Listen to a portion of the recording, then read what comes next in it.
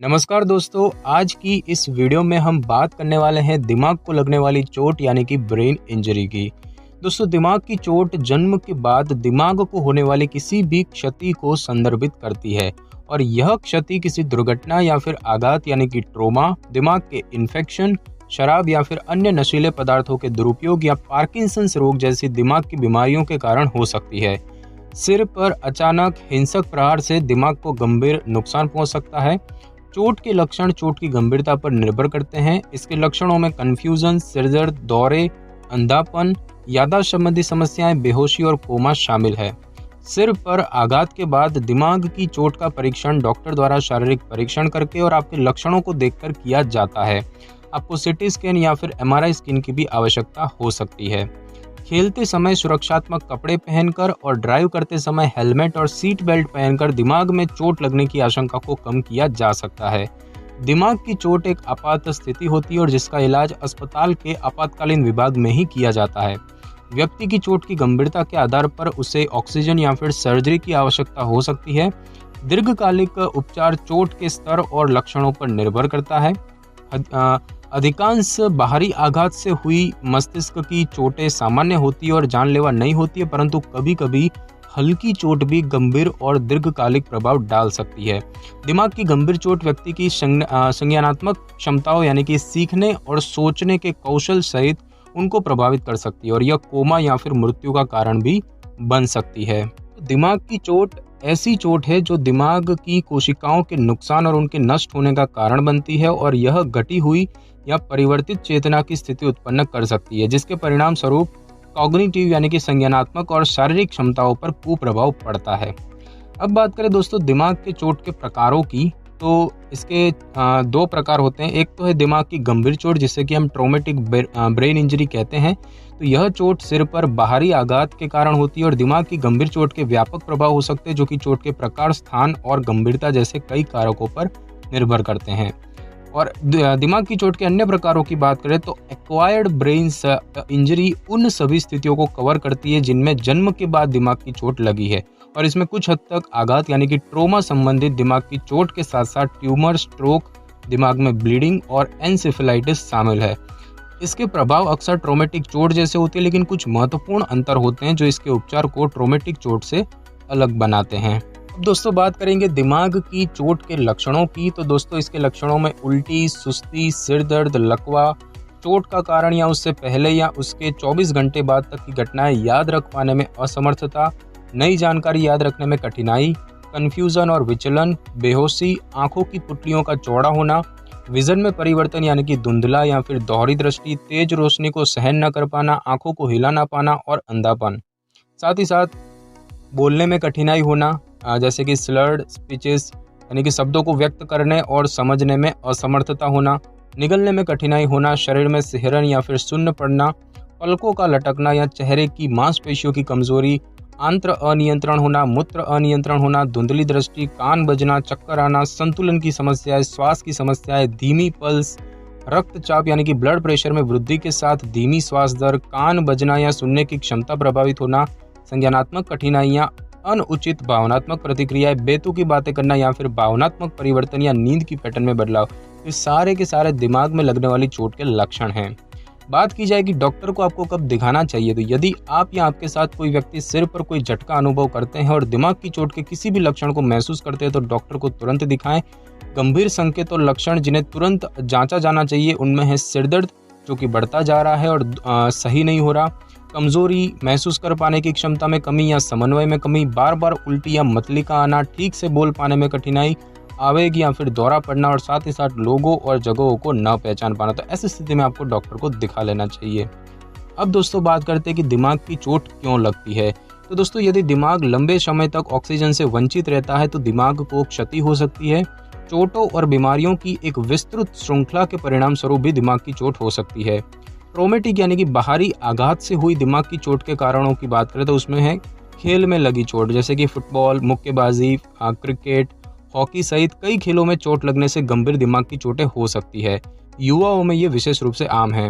बात करें गिरने की या एक्सीडेंट की तो ये विशेष रूप से बुजुर्ग, वयस्कों और छोटे बच्चों में गंभीर दिमाग की चोट का सबसे आम कारण है। कार दुर्घटना की बात करें तो कारों, मोटरसाइकिल या साइकिलों से एक्सीडेंट और ऐसी दुर्घटनाओं में शामिल पैदल यात्री। हिंसा की बात करें तो गोली के घाव, घरेलू हिंसा, बाल शोषण और अन्य आघात इसके आम कारण हैं। और विस्फोटक ब्लास्ट की बात करें तो विस्फोटक ब्लास्ट सक्रिय सैन्य कर्मियों में ट्रॉमेटिक चोट का एक आम कारण होता है। और इसके कुछ अन्य कारण भी है, जैसे कि स्ट्रोक की बात करें तो यदि रक्त वाहिका के फटने के कारण दिमाग में खून बहता है तो रक्त प्रवाह में कमी और रक्त से हुए दिमाग के टिश्यूज को नुकसान होता है, जिससे कि दिमाग की क्षति हो सकती है। ट्यूमर की बात करें तो ट्यूमर भी दिमाग की चोट का कारण बन सकते हैं और दिमाग को सीधा नुकसान पहुंचा सकते हैं। एन्यूरिज्म यानी कि धमनी की दीवार की अत्यधिक सूजन होना, दिल का दौरा पड़ना, न्यूरोलॉजिकल बीमारियां, विषाक्त पदार्थों के संपर्क में आना या जहर का फैलना, जैसे कि रसायन और विषाक्त पदार्थों में कीटनाशक, सॉल्वेंट्स, कार्बन मोनोऑक्साइड, विषाक्तता या फिर लेड पॉइजनिंग भी शामिल है। इन्फेक्शन की बात करें तो वायरस और बैक्टीरिया दिमाग की गंभीर और जानलेवा बीमारियों का कारण बन सकते हैं। गला घुटना, दम घुटना या डूबने की बात करें तो ऑक्सीजन की कमी दिमाग को नुकसान पहुंचा सकती है और साथ ही साथ कुछ अवैध ड्रग्स लेना, ये सारे के सारे दिमाग की चोट के कारण हैं। जोखिम कारकों की बात करें तो 15 से 24 वर्ष के बीच के पुरुष जो कि उच्च जोखिम वाले होते हैं व्यवहार के कारण। युवा बच्चों और बुजुर्गों को भी दिमाग की चोट का अधिक जोखिम होता है। शराब पीते हैं या ड्रग लेते हैं तो उन्हें भी ज़्यादा जोखिम रहता है। दोस्तों बात करते हैं कि दिमाग की चोट से कैसे बचें। तो दोस्तों दिमाग की चोट के जोखिम को करने के लिए आप कुछ उपाय कर सकते हैं, जैसे कि शराब या नशीले पदार्थों के प्रभाव में ड्राइव न करें। इसमें चिकित्सकीय दवाएं भी शामिल है जो कि ड्राइव करने की क्षमता को प्रभावित करती है। सीट बेल्ट लगाएं, गाड़ी में हमेशा सीट बेल्ट पहने। 12 साल से कम उम्र के बच्चों को हमेशा पिछली सीट पर बिठाएं। हेलमेट पहने, दोपहिया वाहन पर हमेशा हेलमेट पहने। खेल और मनोरंजक गतिविधियों के दौरान माउथ गार्ड और हेलमेट का प्रयोग करें। माउथ गार्ड निचले जबड़े पर लगने वाले झटके को कम करता है, जिससे सिर की चोट का जोखिम कम होता है। स्पोर्ट्स हेलमेट आपके सिर को उपकरणों, अन्य खिलाड़ियों के साथ टकराव और गिरने से बचाते हैं। खेलते समय उचित कपड़े पहने और ऐसा कुछ भी न पहने जो आपकी दृष्टि में बाधा उत्पन्न करें। और जब आप बीमार हो या बहुत थके हुए हों तो खेल में भाग न लें और अवैध ड्रग्स न लें।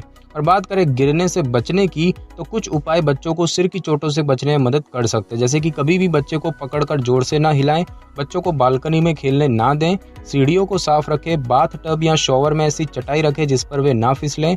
ऐसे खेल के मैदानों का उपयोग करें जहां पर जमीन पर सदमा अवशोषक मैट हो। सुनिश्चित करें कि कालीन सुरक्षित है और उन पर फिसलन नहीं है।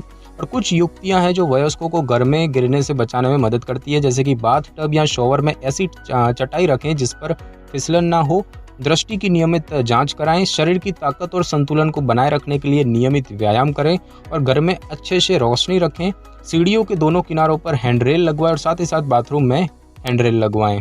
दोस्तों बात करते हैं कि दिमाग की चोट का इलाज कैसे किया जाता है। तो दोस्तों अधिकांश दिमाग की चोटें साधारण होती है, कुछ समय तक अस्पताल में उपचार से ठीक हो जाती है। अत्यंत गंभीर दिमाग की चोट के लिए अस्पताल में विशेष देखभाल की आवश्यकता होती है और रोगी के पुनर्वसन में महीनों लग सकते हैं।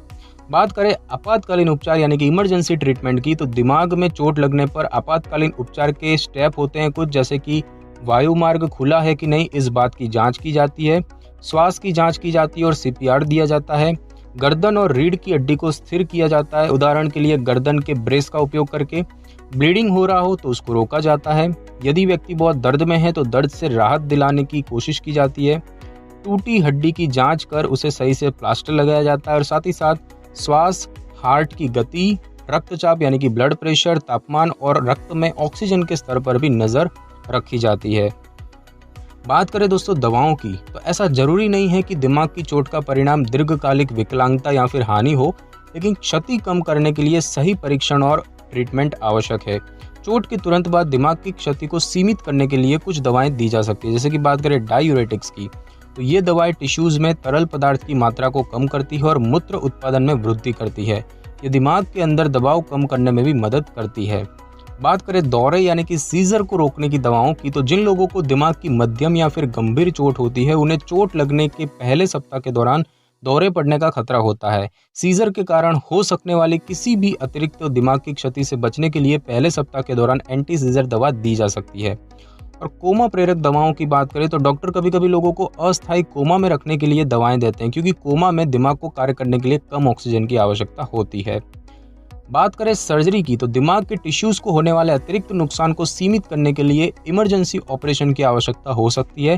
कुछ समस्याओं का समाधान करने के लिए सर्जरी का उपयोग किया जा सकता है, जैसे कि दिमाग में ब्लीडिंग की बात करें तो दिमाग में सिर की चोटों से होने वाले ब्लीडिंग को रोकने के लिए सर्जरी की आवश्यकता हो सकती है। जमा हुआ ब्लड हटाने की बात करें तो दिमाग के बाहर या फिर भीतर ब्लीडिंग के परिणाम स्वरूप जमे हुए रक्त का संग्रह हो सकता है, जो दिमाग पर दबाव डालता है और दिमाग के टिश्यूज़ को नुकसान पहुंचाता है। खोपड़ी के टिश्यूज़ पर दबाव कम करने की बात करें तो खोपड़ी में एक छेद बनाकर खोपड़ी के अंदर दबाव से छुटकारा दिलाने के लिए सर्जरी का उपयोग किया जा सकता है, जो कि सूजे हुए टिश्यूज़ को अधिक जगह प्रदान करती है। और खोपड़ी के फ्रैक्चर के इलाज की बात करें तो खोपड़ी के गंभीर फ्रैक्चर के उपचार या फिर दिमाग में खोपड़ी के टुकड़ों को हटाने के लिए सर्जरी की आवश्यकता हो सकती है। और बात करें पुनर्वसन की तो पुनर्वसन का प्रकार और अवधि हर व्यक्ति के लिए अलग अलग होती है। ये दिमाग की चोट की गंभीरता और दिमाग के घायल हिस्से पर निर्भर करता है। तो स्पीच थेरेपी व्यक्ति को संवाद में सुधार करने में मदद करती है। शारीरिक चिकित्सक गतिशीलता, क्रियाओं के पैटर्न, संतुलन वापस लाने और चलने में मदद करता है। और साथ ही साथ मनोचिकित्सा जो है वो भावनात्मक और मनोवैज्ञानिक स्वास्थ्य के लिए आवश्यक मनोचिकित्सा प्रदान करता है। तो दोस्तों इस वीडियो में बस इतना ही। अगर आपको मेरी ये वीडियो अच्छी लगी हो तो वीडियो को लाइक और शेयर करें और कमेंट करना बिल्कुल भी ना भूलें। और अगर आप हमारे चैनल पर नए हैं तो चैनल को कर ले सब्सक्राइब और बेल आइकन के बटन को कर ले क्लिक, ताकि मेरी नई वीडियो की नोटिफिकेशन सबसे पहले आपको मिल सके। Thanks for your time.